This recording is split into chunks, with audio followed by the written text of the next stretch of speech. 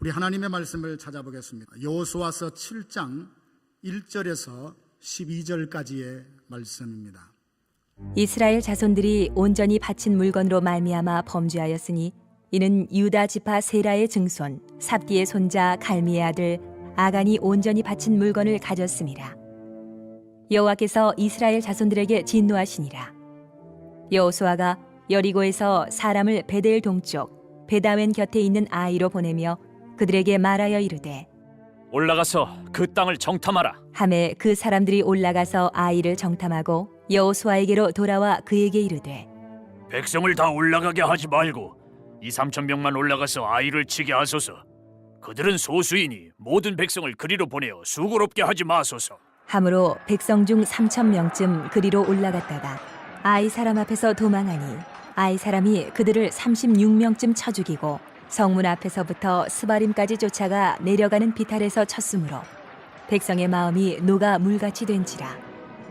여호수아가 옷을 찢고 이스라엘 장로들과 함께 여호와의 궤 앞에서 땅에 엎드려 머리에 티끌을 뒤집어 쓰고 저물도록 있다가 이르되 슬프도소이다. 주 여호와여, 어찌하여 이 백성을 인도하여 요단을 건너게 하시고 우리를 아모리 사람의 손에 넘겨 멸망시키려 하셨나이까? 우리가 요단 저쪽을 만족하게 여겨 거주하였다면 좋을 뻔하였나이다. 주여, 이스라엘이 그의 원수들 앞에서 돌아섰으니 내가 무슨 말을 하오리까? 가나안 사람과 이 땅의 모든 사람들이 듣고 우리를 둘러싸고 우리 이름을 세상에서 끊으리니 주의 크신 이름을 위하여 어떻게 하시려 하나이까? 하니 여호와께서 여호수아에게 이르시되 일어나라. 어찌하여 이렇게 엎드렸느냐? 이스라엘이 범죄하여 내가 그들에게 명령한 나의 언약을 어겼으며 또한 그들이 온전히 바친 물건을 가져가고 도둑질을 하며 속이고 그것을 그들의 물건들 가운데에 두었느니라. 그러므로 이스라엘 자손들이 그들의 원수 앞에 능히 맞서지 못하고 그 앞에서 돌아섰나니 이는 그들도 온전히 바친 것이 됨이라. 그 온전히 바친 물건을 너희 중에서 멸하지 아니하면 내가 다시는 너희와 함께 있지 아니하리라. 아멘. 많은 사람들의 관심이 오늘 오후에 있을 슈퍼볼 경기에 가 있을 것입니다. 여러 사람들이 어느 팀이 우승하는가 그렇게 관심이 많이 있습니다. 큰 대회에 참가하는 선수나 팀을 보면 당해에 우승을 했던 팀이 그 다음 시즌에는 성적이 부진하여 오랜 슬럼프를 겪는 것을 우리가 종종 보게 됩니다. 힘겹게 우승을 했으니 모든 것을 가졌다라는 마음으로 긴장이 풀어지기도 할 것이고 또 우승을 통해 이름이 유명해지면서 많은 사람들, 많은 행사에 그렇게 쫓아다니다 보니까 정령 훈련과 자기개발에 시간을 쏟지 못해서 성적이 부진한 깊은 슬럼프에 빠진다고들 합니다. 오늘 본문을 보면 여호수아와 이스라엘 백성들의 이야기가 기록이 되어 있습니다. 그들은 아무도 이길 수 없다 그렇게 생각하던 여리고성을 정복하고 그 승리를 했습니다. 그 기쁨이 얼마나 컸을까요? 그 다음에 아이성을 정복하기 위하여 전쟁에 나섰는데 그만 크게 대패하고 맙니다. 이스라엘 전쟁 역사를 보면 하나님이 함께 하시고 하나님이 명령하신 그 전쟁에 동참하면 어김없이 완전한 승리를 얻었습니다. 그들은 여리고성을 무너뜨렸던 그 기쁨으로 아이성을 공략했는데 36명의 동료들의 생명을 잃고 패배했으니 얼마나 당황하고 힘들었는지 오늘 5절에 보니까 백성들의 마음이 다 녹아서 물같이 되었다 그렇게 표현을 했습니다. 그들은 승리를 약속받은 민족입니다. 하나님께서 여호수아에게 말씀하지 않으셨습니까? 내 발을 밟는 곳을 내가 너에게 줄 것이다. 그렇게 나아가서 전쟁을 했는데 이길 것으로 생각했던 그 전쟁에 대패하고 돌아왔으니 얼마나 마음에 낙심이 되었겠습니까? 그러나 오늘 성경에 보면 여호수아와 이스라엘 백성들은 패배했다고 해서 그 마음에 영적인 슬럼프나 패배의 자리에 계속 머물러 있지 않았습니다.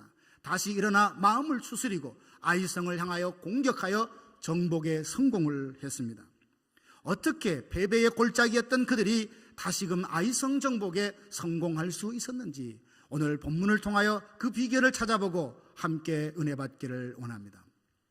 여호수아와 이스라엘 군대가 아이성 정복에 실패했다가 어떻게 다시 성공할 수 있었을까? 첫째 비결은 6절 말씀에 나와 있습니다. 여호와가 옷을 찢고 이스라엘 장로들과 함께 여호와의 궤 앞에서 땅에 엎드렸다. 머리에 티끌을 뒤집어 쓰고 저물도록 있었다라고 했습니다. 이것이 무슨 장면입니까? 하나님 앞에 온전히 엎드려서 기도하는 여호수아의 모습을 보게 됩니다. 여러분 어떻습니까? 계획했던 일들이 잘 안 되었을 때, 많은 소득을 얻을 것이다, 열매를 얻을 것이라 라고 기대했던 일이 오히려 있는 것마저 다 잃게 만들었다면 사람들이 그 상황에서 얼마나 당황하겠습니까? 때로 어떤 사람은 원망하기도 할 것입니다. 내 탓이다라고 하며 다른 사람을 탓하기도 할 것입니다. 실망하고 낙심할 것입니다. 그러나 믿음의 사람은 한 번의 실패에 좌절과 포기가 아니라 다시 한번 무릎을 꿇고 하나님이 주신 힘으로 다시 일어서는 사람인 줄로 믿습니다. 이게 바로 믿음의 사람이고 이게 바로 기도의 사람입니다. 승리했을 때 기뻐하며 찬송하는 것도 참 귀합니다. 그러나 일이 잘 안 됐을 때, 뭔가 장벽이 가로막혔을 때 그 자리에 엎드려서 하나님 앞에 묻고 자신을 돌아보는 것도 얼마나 귀한 마음인지 모릅니다. 여러분, 기도에는 힘이 있습니다. 기도 자체에 힘이 있다기보다도 기도를 할 때 기도를 들으시는 하나님은 전능하신 하나님 아니십니까? 우리가 기도할 때 하나님은 일하십니다. 기도하면요, 안 될 것 같은 일들이 되는 것을 경험하게 됩니다. 연약한 사람들이 기도하게 될 때 자기의 조건과 환경을 뛰어넘는 상상할 수 없는 힘과 능력을 발휘하는 것을 보게 됩니다. 기도할 때 아무것도 없는 것이 풍부함으로, 넉넉함으로 채워지는 것을 우리 모두가 경험했을 것입니다. 그래서 이런 복음송이 있지 않습니까? 기도할 수 있는데 왜 걱정하십니까? 기도하면서 왜 염려하십니까? 라는 복음송이 있습니다. 주님 앞에 무릎 꿇고 간구한다면, 마음과 뜻을 다하여 하나님께 기도한다면 전능하신 그분은 우리의 기도를 들으시고 놀라운 일들을 행하실 것입니다. 사실 우리가 믿음으로 구하면 내가 보지 못하는 그런 많은 순간 가운데도 하나님은 우리의 기도를 통하여 놀라운 일을 행하십니다. 성경에 보면 이런 일들이 얼마나 많이 있는지 모릅니다. 페르시아의 술 맡은 관원으로 있었던 느헤미야를 여러분 아실 것입니다. 그는 예루살렘을 참 사랑했던 사람입니다. 동생으로부터 그 소식을 듣고 얼마나 마음이 아팠는지, 성은 다 무너지고 성벽은 불에 그을린 채 그렇게 놔지고 남겨진 백성들은 환난을 당하고 궁핍을 당한다는 이야기를 듣고 슬퍼하며 금식하며 하나님 앞에 기도했습니다. 그가 기도할 때 사람들이 비웃었을지 모릅니다. 야, 내 주제에 뭘 기도해서 그 무너진 상에 대해서 도움이 되겠냐 했을지 모르지만 그는 예루살렘을 사랑하는 마음으로 기도했습니다. 기도했더니 하나님께서 길을 열어주셨어요. 왕의 마음을 허락하게 하셨고, 또 도착했을 때 백성들이 일어나 건축하자 그 마음에 동기 허락을 얻어냈습니다. 성벽을 쌓아가면서 산발랏과 도비아와 같은 많은 사람들의 위협과 반대가 있었음에도 불구하고 그가 엎드려 기도했을 때에 원수들의 모든 계략들을 하나님이 다 패하게 해주셨어요. 흉년도 있었고 여러 가지 어려운 일도 있었지만 내부적으로 외부적으로 그렇게 어려움이 있어도 그는 52일 만에 성을 다 지었습니다. 그것을 바라보며 그가 고백한 말이 있습니다. 내 하나님의 선한 손이 이 모든 것을 이루었다. 내 하나님의 선한 손이 이 모든 것을 이루었다고 신앙을 고백합니다. 여러분은 어떤 사람에게 하나님의 선한 손이 나타나서 그를 돕고 그를 통하여 영광을 받으실까요? 바로 기도하는 사람입니다. 하나님 앞에 엎드려서 은혜를 간구하고 하나님이 나를 도와주시면, 내게 능력 주시는 자 안에 있을 때 나는 모든 것을 할 수 있다는 믿음의 사람의 기도를 통하여 하나님은 이 땅에 위대한 일을 펼쳐나가십니다. 어디 그뿐입니까? 성경에 보면 다니엘도 기도의 사람이었습니다. 다니엘 6장에 보면 그가 총리로 등극하자 주위에 많은 사람들이 그를 시기합니다. 그래서 어떻게 흠잡을 데가 없나 아무리 찾아봐도 그는 참 깨끗하고 청렴했습니다. 그래서 그를 올가맬 수 있는 수단, 방법은 한 가지인 줄 알고 왕에게 그렇게 거짓말로 고한 거죠. 임금님, 오늘부터 왕 외에 누구든지 기도한다면, 누구에든 기도한다면 그 사람을 사자굴에 넣읍시다. 그것을 다 알고도 다니엘은 그렇게 전에 하던 대로 기도했습니다. 얼마나 담대한 사람입니까? 그렇게 기도하다가 잡혀서 사자굴에 들어간다는 걸 알면서도 여전히 동일한 방법으로 창문을 열고 예루살렘을 향하여 하루에 3번씩 기도했습니다. 그때 대적들이 보고 얼마나 쾌재를 불렸을까요? 이야, 저놈이 드디어 걸려들었구나. 너는 이제 끝이야. 아마 그렇게 생각했을 것입니다. 그러나 누가 끝이 났습니까? 기도하는 사람이 끝난 것이 아니라 기도하는 사람을 몰아서 핍박하는 사람이 인생이 끝이 났습니다. 기도하다가 사자굴에 들어갔더니 기도하는 사람을 위해서는 하나님께서 사자의 입을 봉하시고 그를 보호해 주셨는데, 기도하는 사람을 모함했던 많은 사람들이 사자굴에 던져지자 그 발이 땅에 닿기도 전에 사자들이 다 사자들에게 먹혀버리고 말았습니다. 여러분, 이게 기도의 능력입니다. 요한복음 14장 14절에 보면 내 이름으로 무엇이든지 구하면 내가 시행하리라 라고 했어요. 우리가 하나님의 이름으로 믿음으로 구하면 하나님이 시행하리라, 행하리라라고 약속을 해 주셨습니다. 여러분, 오늘 성경의 본문에 나오는 여호수아가 어렵고 힘들 때, 아이성 정복에 실패했을 때에 하나님 앞에 엎드려서 기도했던 이 여호수아도 광야를 행진하면서 기도의 능력을 경험했던 사람입니다. 모세의 지도력 아래에 있을 때에 아말렉을 만납니다. 그 아말렉은 얼마나 잔인한 민족인지 이스라엘 민족을 그렇게 괴롭혔는데 그 전쟁에 여호수아가 나섭니다. 모세가 그를 보내며 말합니다. 가서 싸워라. 하나님이 너와 함께 할 것이다.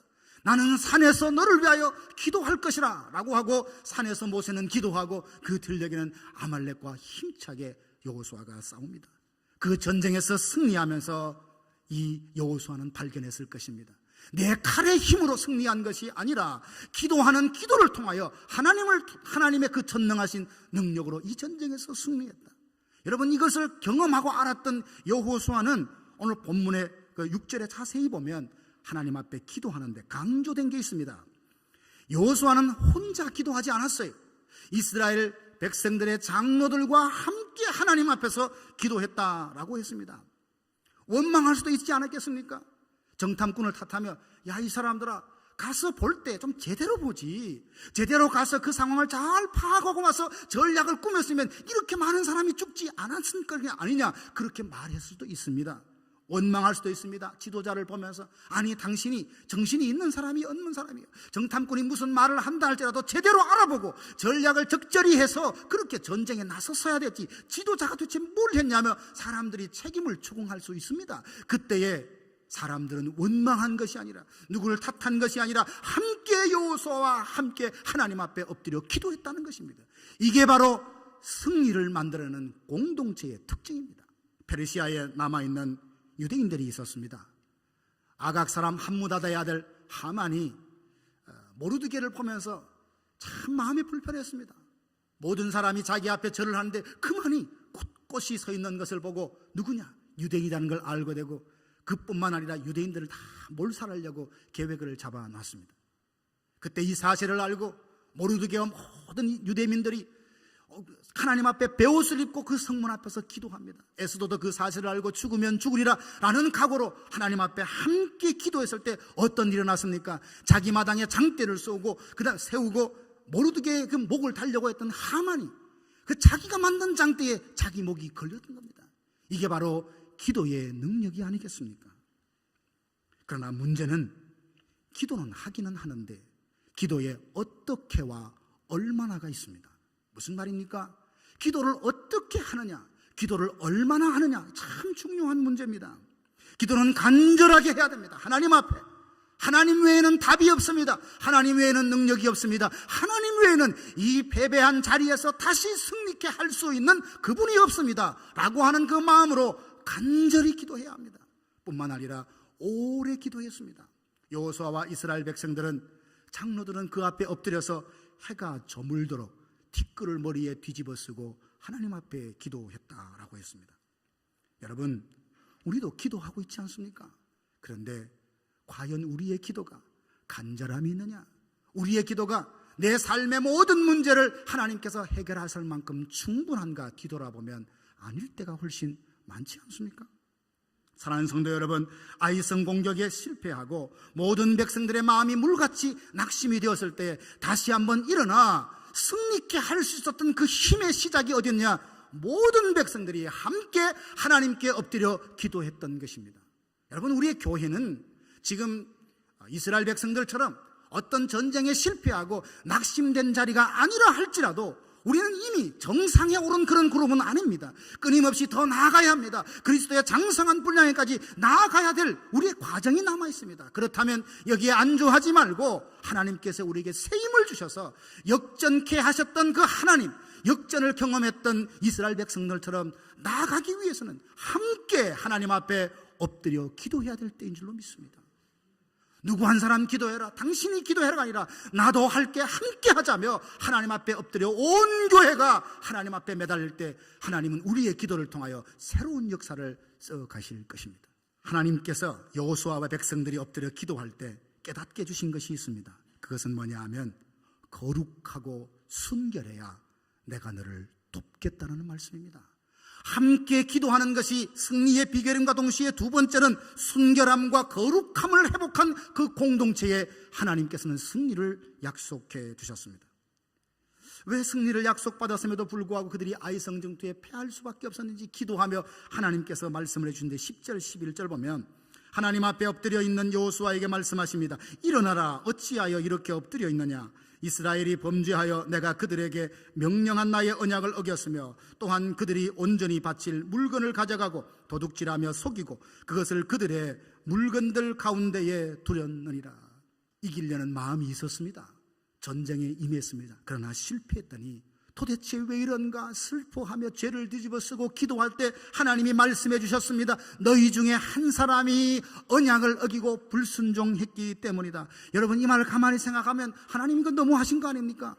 한 사람이 잘못했는데 잘못한 그 사람은 멀쩡히 살아있고 함께 전쟁에 동참했던 36명이 죽는 것, 이게 도대체 우리의 이해와 우리의 상식으로 이해할 수 있는 문제입니까? 이 부분을 통해서 우리에게 하나님 말씀하십니다. 거룩해라, 순결해라. 그래야 내가 너와 함께 할 것이다. 내가 너를 사용할 것이다. 여러분, 그 어떤 것보다도 이 문제를 소중히 알고 중요성을 알아야 우리가 죄를 멀리하고 날마다 주님과 동행하는 이 삶을 사모하게 되어 있습니다. 아간이 시날산 아름다운 외투를 보았습니다. 금덩이 은덩이를 보았습니다. 그런데 하나님께서 명령하시기를 그 모든 것을 불태워라, 손대지 말라, 취하지 말라 하셨거든요. 아깝지 않았을까요?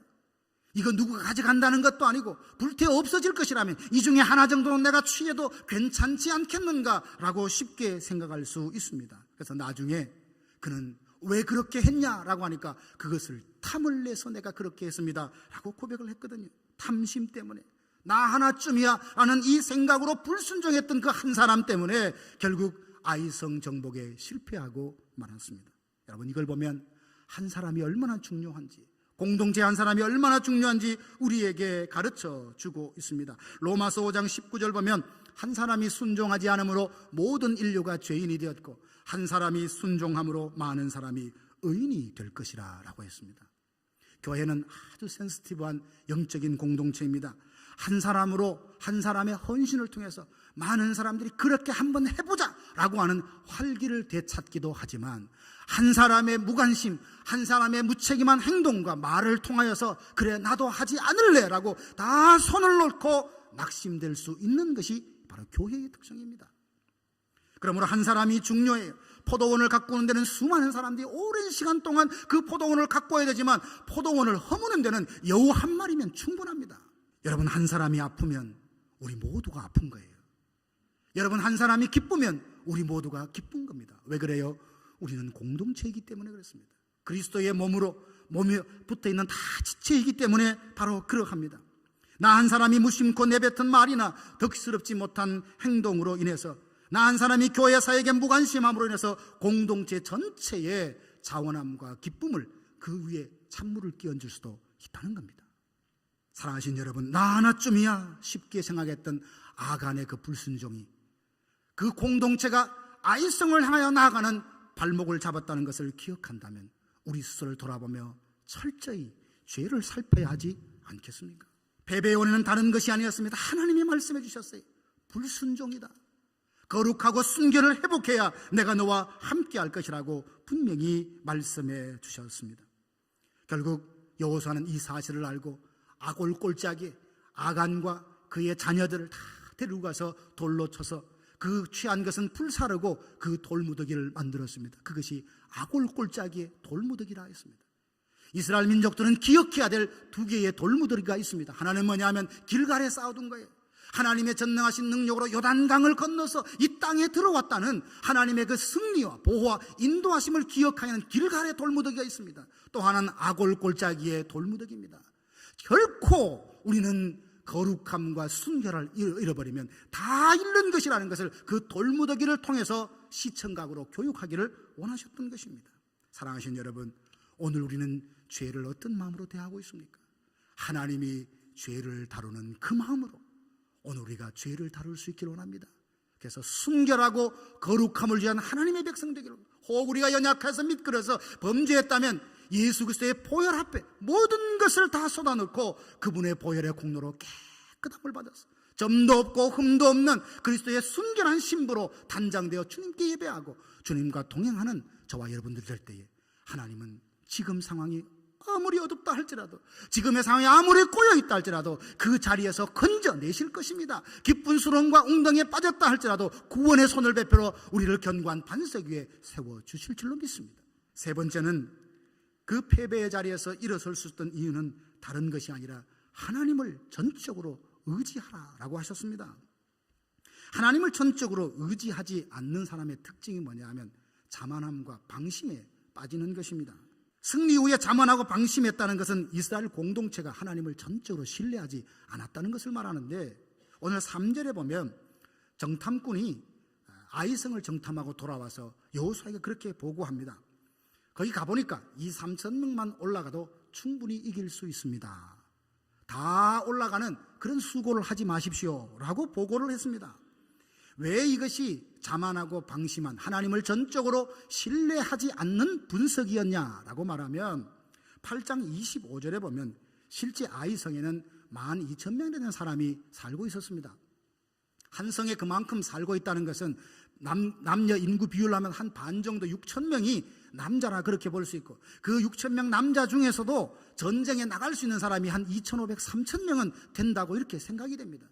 여러분 흔히 잘 아는 대로 어떤 성을 공략을 하려고 하면 수비하는 사람보다 공략하는, 공격하는 그 팀에서 훨씬 군대와 부대가 많아야 됩니다.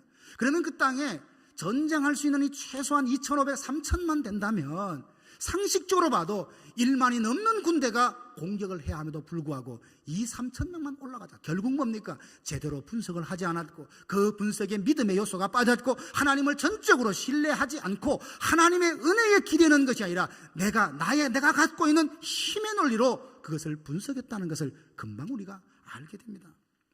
여러분, 이 땅에서 하나님을 신뢰하지 않고 하나님이 도와주시지 않음에도 불구하고 우리의 힘으로 이룰 수 있는 것이 도대체 뭐가 있겠습니까?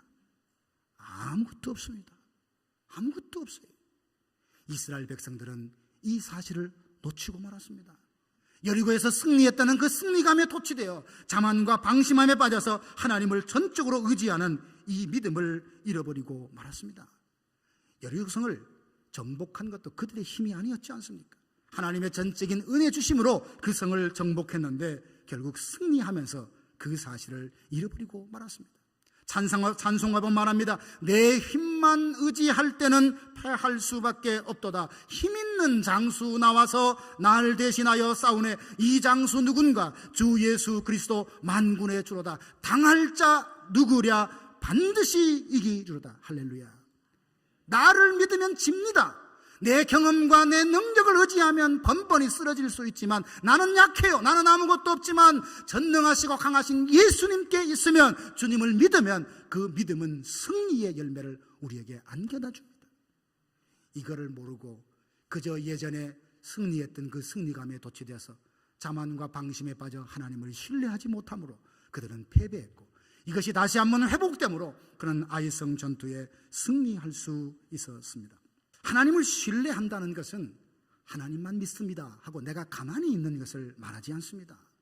오늘 여기 8장 1절에 보면 여호와께서 여호수아에게 이르시되 두려워하지 말라, 놀라지 말라, 군사를 다 거느리고 일어나 아이로 올라가라 하셨습니다. 하나님을 전적으로 신뢰하기로 결정을 했을 때 하나님은 그들에게 이길 수 있는 방법을 주셨는데 다 올라가라, 총력을 다해서 싸우라는 겁니다.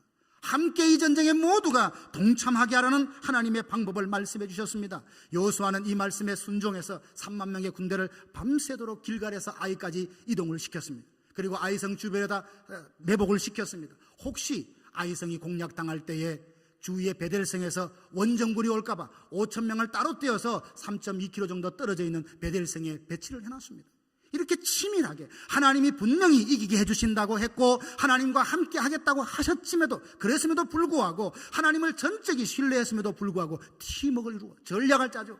온 군대가 힘을 쏟아서 이 전쟁에 동참했을 때 결과가 어땠습니까? 8장 24절 25절 보면 결과는 대승이었습니다. 상황은요, 처음에 전쟁에서 이기는 것보다 한 번 패배했는데 그 다음에 전쟁에 이기는 것이 훨씬 어려워요. 많은 사람들의 사기도 문제고 이전에 패배했던 그 기억이 남아서 너무나 두 번째는 힘듭니다. 그래서 이것을 아시고 하나님은 나를 신뢰할 뿐만 아니라 온 군대를 다 데리고 힘을 쏟아서 전쟁을 하라라고 말씀을 했습니다. 여러분, 이게 무슨 뜻을 말할까요? 오늘 하나님의 일에, 하나님의 기뻐하신 일에 누구 어떤 특정한 사람만 헌신하는 건 아니에요. 우리 모두가 힘을 다하여 거기에 힘과 시간과 물질과 마음을 쏟을 때 하나님은 그 위에 놀라운 승리의 역사로 화답해 주실 것입니다. 부디 내나 하라라는 그런 말 하지 마십시오. 너나 하라가 아니라 내가 뭘 도울 것 없냐고 팔을 걷으며 함께 하자는 이런 말, 이런 소리가 우리 가운데 풍성하게 되기를 간절히 바랍니다. 다시 일어나서 아이성 정복에 성공할 수 있었던 것은 그들의 지혜를 총동원했고 전투력을 총동원해서 그리고 전쟁하며 하나님을 전적으로 신뢰했기에 그들은 역전의 승리를 이루어낼 수 있었습니다. 사랑하신 여러분, 우리 교회의 환경을 보십시오. 여러분의 형편을 보십시오. 과연 기도하지 않아도, 힘을 합치지 않아도 우리에게 주어진 사명을 감당할 수 있다고 보십니까? 결코 그렇지 않습니다. 우리는 우리 스스로 아무것도 할 수 없어요. 내게 능력 주시는 자 안에 있을 때 우리는 뭔가를 할 수 있는 사람입니다. 그러므로 이 말씀을 보면서 우리 모두가 힘을 합쳐서 교회의 부흥을 위하여, 교회의 회복을 위하여, 사역을 위하여 내가 할 일이 무엇이 있는가 적극적으로 능동적으로 찾아서 함께 힘을 보탤 수 있는 저와 여러분들 되기를 간절히 바랍니다. 지금도 잘 섬기고 계십니다. 지금까지 잘 해오셨어요. 그러나 기도하면서 조금 더, 한 번 더, 참 이런 마음을 계속 주는 것은 여러분을 몰아치는 것이 아니라 하나님은 우리 교회를 통하여 영광받기를 원하십니다. 기도하면 얼마나 이 교회를 사랑하는지 몰라요. 나는 너를 사랑한다. 너무 사랑하니까 작은 것 실수, 작은 때도 하나님께서 용납하기 힘들 만큼 우리를 그렇게 사랑하셔요. 이제 우리가 할 일은 하나님 전적으로 나를 드리옵나니 나를 사용하여 주옵소서. 다 같이 힘을 합하여 온전히 하나됨을 이룰 때 우리 교회는 이전과 다른 새로운 역사를 써가게 될 줄로 믿습니다. 아이성 정복에 올라가서 실패했지만 실패한 채로 머무른 것이 아니라 다시 한번 하나님 앞에 엎드려 함께 기도했고 거룩과 순결함을 다시 한번 회복하여 하나님과의 관계를 회복했고 하나님을 절대적으로 신뢰하면서 모두가 팔을 걷고 총력을 다했을 때 두 번째 아이성 정복에 승리할 수 있었습니다. 우리 교회가 앞으로 넘어야 되는 아이성이라는 것은 도대체 무엇을 말하는 걸까요? 그것을 넘기 위해 우리는 어떻게 해야 될까요? 본문이 우리에게 주는 그 도전적인 메시지를 우리 삶 속에 적용하여 그야말로 이전에도 잘 지내왔지만 새로운 역사, 새로운 놀라운 하나님의 영광을 드러내는 일에 우리 교회가 힘있게 쓰임받는 복된 교회로 일어서기를 주님의 이름으로 축복합니다. 기도하겠습니다. 하나님 우리 아버지, 우리는 연약하지만 하나님 하실 수 있습니다. 분명히 믿사오니 우리를 사용하여 주셔서 하나님의 거룩한 영광을 위하여 쓰임받게 하여 주시옵소서. 함께 엎드려 기도하는 교회가 되게 하시고 거룩함과 순결함을 회복하고 하나님만 전적으로 신뢰하고 모든 힘을 동원하여 함께 하나됨을 이루어 주의 영광을 드러내는 교회 되게 인도하여 주옵소서. 예수님의 이름으로 간절히 기도하옵나이다. 아멘.